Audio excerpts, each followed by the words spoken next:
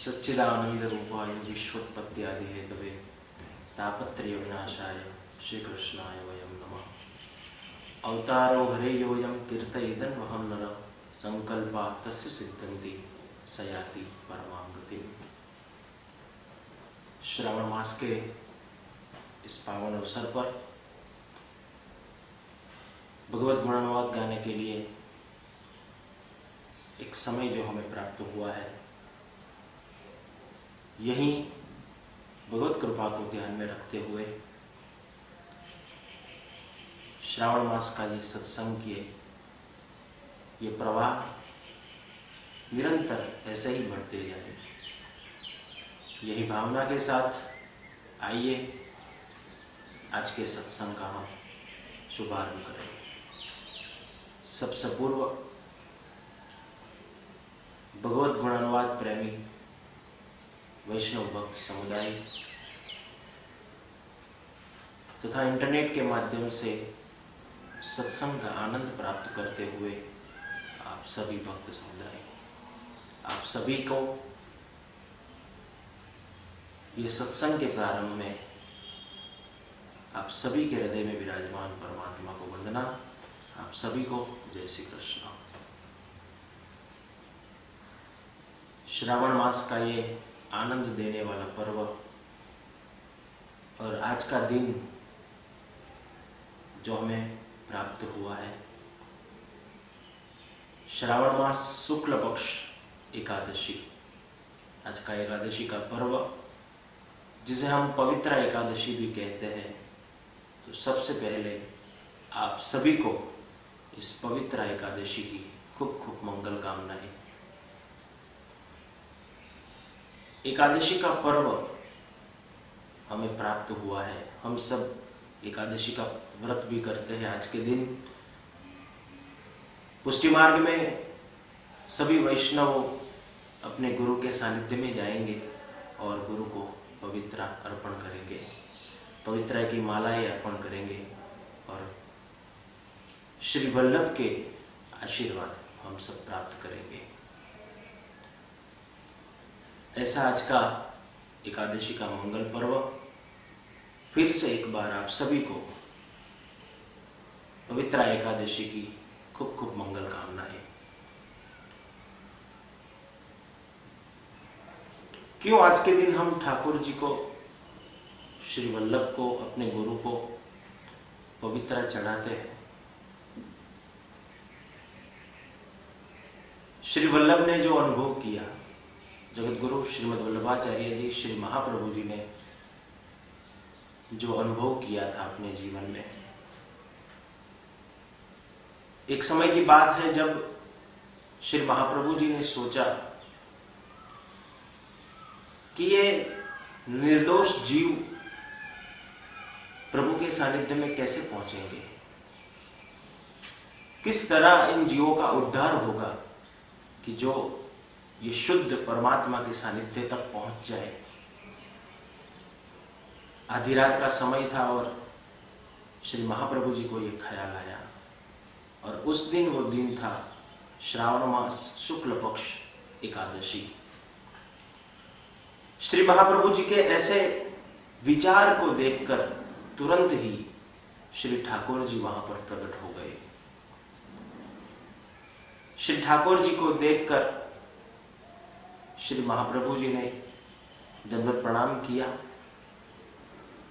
और श्री ठाकुर जी ने श्री महाप्रभु जी को बताया कि आप श्री को जो ये ख्याल आया है वो बहुत ही सुंदर ख्याल है कि ये जगत के जीवों का उद्धार कैसे होगा, जगत के जीव प्रभु के चरणारविंद तक कैसे पहुंचेंगे। और उसी वक्त श्री ठाकुर जी ने आप श्री का जवाब दिया कि आप जिन जिन जीव को ब्रह्म संबंध देकर मेरे सानिध्य में लाएंगे, उन सभी जीवों का मैं अंगीकार करूंगा। श्री ठाकुर जी के ऐसे सुंदर वाक्य सुनते ही श्री महाप्रभु जी को बहुत भारी आनंद हुआ और उसी वक्त श्री महाप्रभु जी ने अधरम मधुरम पद का भाव व्यक्त करके श्री ठाकुर जी की स्तुति की और श्री ठाकुर जी को 360 सूतर से बुनी हुई पवित्रा श्री महाप्रभु जी ने ठाकुर जी को अर्पण किया। उसी वक्त दामोदर दास हरसानी भी वहां पर मौजूद थे। भगवान जब अंतर्ध्यान हुए तब श्री महाप्रभु जी ने दमला को बुलाकर कहा, दमला तूने कुछ सुनियो? तब दामोदर दास जी ने जवाब दिया, भगवान मैं सुनियो पर समझियो नहीं। तब आप श्री ने आज्ञा की कि जाओ नदी में स्नान करके आओ, अपरस में आओ। श्री दामोदर दास जी स्नान करके अपरस में आए और सबसे पहले श्री महाप्रभु जी ने दामोदर दास जी को ब्रह्म संबंध दिया। सबसे पहला ब्रह्म संबंध दामोदर दास जी को मिला और सभी वैष्णव सृष्टि को आज ब्रह्म संबंध के माध्यम से प्रभु के चरणारविंद तक पहुंचाया जा रहा है। तो आज का ये पर्व श्रावण मास शुक्ल पक्ष एकादशी, पवित्र एकादशी, हम सब अपने हृदय के भाव के द्वारा श्री ठाकुर जी को पवित्र चढ़ाते हैं और ठाकुर जी की कृपा हम सब प्राप्त करते हैं।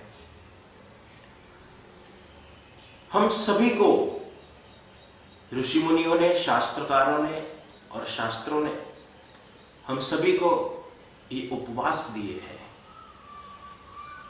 ये एक उपासना है। उपवास यानी एक उपासना। उपासना का अर्थ हम समझे तो उपासना किसे कहते हैं? उपम वासना यस्य एन सह उपासना, जो वासना से एक कदम आगे है, वासना से जो हमें मुक्त करता है, सब कुछ छोड़कर, सब मोह माया आदि व्याधि सब कुछ छोड़कर एक परम तत्व की ओर जो हमें ले जाता है, वो है उपासना। ये व्रत शास्त्रकारों ने, ऋषि मुनियों ने जो हमें बताए हैं, वो भी एक उपासना है। व्रत के दौरान हम क्या करते हैं? प्रभु का स्मरण करते हैं, सेवा करते हैं, जप करते हैं, तप करते हैं। तो ये भी एक उपासना है। उपासना के बहुत सारे मार्ग हमें दिखाए हैं। आपके मन को जिस मार्ग पर जाकर उपासना करनी हो, उस प्रकार से आप उपासना कर सकते हो। तो ऋषि मुनियों ने हमें ये उपवास, ये व्रत, ये सब हमें दिया। क्यों दिया? ताकि कोई भी जीव प्रभु के सानिध्य से दूर न जाए, प्रभु से दूर न हो पाए। उपवास के बहुत सारे फायदे भी हमें मिले हैं, फायदे भी होते हैं उपवास के। सबसे पहला फायदा, शरीर निरोगी रहता है। शरीर अगर स्वस्थ रहेगा तो मन भी स्वस्थ रहेगा। तो शरीर निरोगी बनाने वाला ये उपवास, ये व्रत है। दूसरा फायदा, आयुष्य में वृद्धि करवाने वाला ये व्रत है। अगर हम देखें तो हम सब जन्म के साथ ही अपने साथ अपना बैलेंस लेकर आए हैं। इतना 1000 मन अनाज, इतने गैलन जल, इतने 1000 श्वासोश्वास, हम सब अपना बैलेंस ये सब साथ लेकर आए हैं। जब तक हमारा ये बैलेंस यहां पर खत्म नहीं होगा, तब तक हमें मृत्यु नहीं मिलेगी। लेकिन आजकल हम उपवास व्रत आदि करते हैं, लेकिन हमारा उपवास कैसा होता है, हमारा व्रत कैसा होता है? और न्यूज वालों ने, पेपर वालों ने सब एडवर्टाइज में सब हमें दे दिया, मुरैया की इतनी आइटम, राजागरा की इतनी आइटम, सिंगोड़े के लोट की इतनी आइटम, और ये सभी आइटमों को चखने का एक दिन यानी उपवास। उपवास हमें आयुष्य वृद्धि, जब तक आप एक दिन उपवास करते हो, एक दिन भोजन नहीं खाते हो, तो वो आपका भोजन अभी जमा है, वो तो आपको लेकर ही यहां से जाना है। तो आयुष्य की वृद्धि करवाने वाले ये सब उपवास है। लेकिन हम उपवास के दिन भी ये खा लिया, वो खा लिया, ये खा लिया, आलू खा लिए, राजगरा खा लिया, मोरिया खा लिया, तो हम तो हमारा कोटा इस्तेमाल ही करते जा रहे हैं। तो इसमें आयुष्य की वृद्धि कहां से हुई? लेकिन ये सब वो धंधे वालों ने, फैक्ट्री वालों ने, न्यूज वालों ने सब चलाया। लेकिन सही अर्थ में अगर हम समझे तो उपवास का अर्थ होता है केवल जल। अगर आप नहीं कर सकते तो कोई एक आध फल खा लीजिए, दूध पी लीजिए, ऐसा करके भी आप उपवास कर सकते हैं, ठीक जैसे जिसकी इच्छा। लेकिन व्रत का यही महत्व है, आयुष्य की वृद्धि करवाने वाला ये सब व्रत ऋषि मुनियों ने हमें दिए हैं। आज का दिन पवित्र एकादशी, जिसे हम पुत्रदा एकादशी भी कहते हैं, पुत्र प्राप्ति करवाने वाली ये एकादशी है। पुत्रदा एकादशी भी जिसे कहा जाता है। पुराणों में एक कथा है,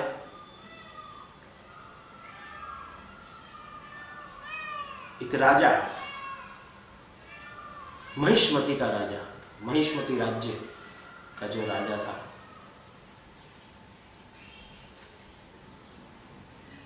जिसका नाम महिजीत था।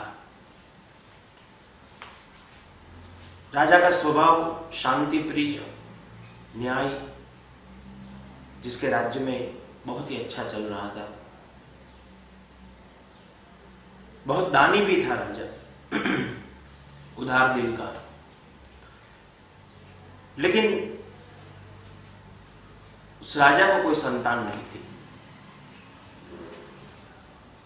जब राजा ने सब प्रयत्न कर लिए लेकिन सफलता प्राप्त नहीं हुई, तब एक दिन राजा ने सब ऋषि मुनियों को अपने राज्य में बुलाया और ऋषि मुनियों को प्रश्न किया कि महाराज, आप कोई सुझाव दिखाइए, कुछ उपाय बताइए, मुझे एक पुत्र प्राप्त हो। तब लोमेश नाम के ऋषि ने राजा को बताया कि राजा, आपने पिछले जन्म में एक अपराध किया था। आपके तालाब में एक गाय पानी पीने आ रही थी और उस वक्त आपने उस गाय को पानी नहीं पीने दिया था। उस दिन, वो दिन था श्रावण मास शुक्ल पक्ष की एकादशी। उस वक्त आपने वो गाय को, प्यासी गाय को पानी नहीं पीने दिया, उस गाय का अपराध किया और उसका दोष आपको मिला है। इसी वजह से आपके यहां कोई संतान नहीं है। तो राजा ने बताया कि महाराज, आप कृपा कीजिए, इस दोष के निवारण की कोई युक्ति बताइए, कुछ उपाय बताइए। तब लोमेश ऋषि ने जवाब दिया, आप एक काम कीजिए, श्रावण मास के शुक्ल पक्ष की एकादशी को आप व्रत कीजिए, उपवास कीजिए, भगवान की आराधना कीजिए, तो आपको पुत्र प्राप्त होगा। और महिजीत राजा ने एकादशी का, श्रावण मास की एकादशी का, शुक्ल पक्ष की एकादशी का व्रत किया, भगवान विष्णु की आराधना की और उसे फल स्वरूप एक पुत्र की प्राप्ति हुई। तो ये एकादशी केवल पवित्र एकादशी नहीं, लेकिन पुत्रदा एकादशी भी जिसे कहा जाता है। जिसे संतान प्राप्ति की इच्छा है वो इस श्रावण मास की शुक्ल पक्ष की एकादशी का व्रत करे, भगवान विष्णु की आराधना करे, रात को भगवान की प्रतिमा के साथ सामने ही सो जाए, एक दिन का जागरण करे, तो उसे भी भगवान विष्णु के प्रसाद के स्वरूप पुत्र की भी प्राप्ति हो सकती है। तो यही ये एकादशी का जो महत्व है। श्रावण मास के इस आनंद के अवसर पर आज का दिन पवित्रा एकादशी और साथ में पुत्रदा एकादशी भी जिसे कहा जाता है, वो एकादशी की आज का दिन जो है वही पवित्रा एकादशी की आप सभी को, सभी वैष्णव भक्त समुदाय को, सभी इंटरनेट के माध्यम से ये सत्संग का लाभ लेने वाले सभी भक्त समुदाय को आज के एकादशी के पर्व की फिर से एक बार खूब खूब मंगल कामना के साथ आज के इस एकादशी का आनंद प्राप्त करते हुए, श्रावण मास का आनंद प्राप्त करते हुए अब तो धीरे धीरे अष्टमी की तिथि भी नजदीक आ रही है। आज एकादशी, कल द्वादशी, त्रयोदशी और पूर्णिमा आज आएगी। पूर्णिमा के बाद वद पक्ष चालू होगा, कृष्ण पक्ष चालू होगा और भगवान कृष्ण के प्रागट्य का आनंद धीरे धीरे अभी तो नजदीक आ रहा है।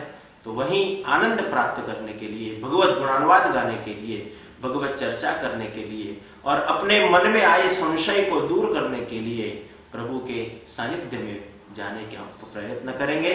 तो आज फिर एक बार आप सभी को मंगल कामना के साथ आज का ये सत्संग यहीं पर पूर्ण करते हुए कल फिर एक बार मुलाकात होगी एक नए विषय के साथ। तब तक आप सभी के हृदय में विराजमान परमात्मा को वंदना के साथ आप सभी को जय श्री कृष्ण।